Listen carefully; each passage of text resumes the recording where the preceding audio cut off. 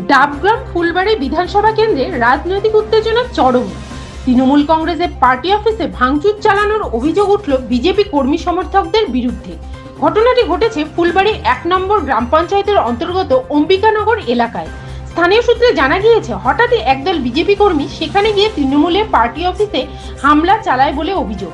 ভাঙচুরের পাশাপাশি তৃণমূলের পতাকা খুলে ফেলে সেখানে বিজেপির পতাকা লাগিয়ে দেওয়া হয় বলে দাবি করা হয়েছে। ঘটনার পর এলাকায় ব্যাপক উত্তেজনা ছড়িয়ে পড়ে। পরিস্থিতি সামাল দিতে দ্রুত ঘটনাস্থলে পৌঁছায় নিউ জলপাইগুড়ি থানার পুলিশ। বর্তমানে এলাকায় কড়া নজরদারি চলছে। তবে এই ঘটনায় বিজেপির তরফে এখনো পর্যন্ত কোনো প্রতিক্রিয়া পাওয়া যায়নি। অন্যদিকে তৃণমূল কংগ্রেসের পক্ষ থেকে ঘটনার তীব্র নিন্দা করা হয়েছে এবং দোষীদের বিরুদ্ধে কঠোর ব্যবস্থা নেওয়ার দাবি জানানো হয়েছে। পুলিশ সূত্রে জানা গিয়েছে, পুরো ঘটনার তদন্ত শুরু হয়েছে এবং পরিস্থিতির ওপর নজর রাখা হচ্ছে। এলাকায় নতুন করে অশান্তি রুখতে অতিরিক্ত পুলিশ মোতায়েন করা হতে পারে বলেও জানা যাচ্ছে।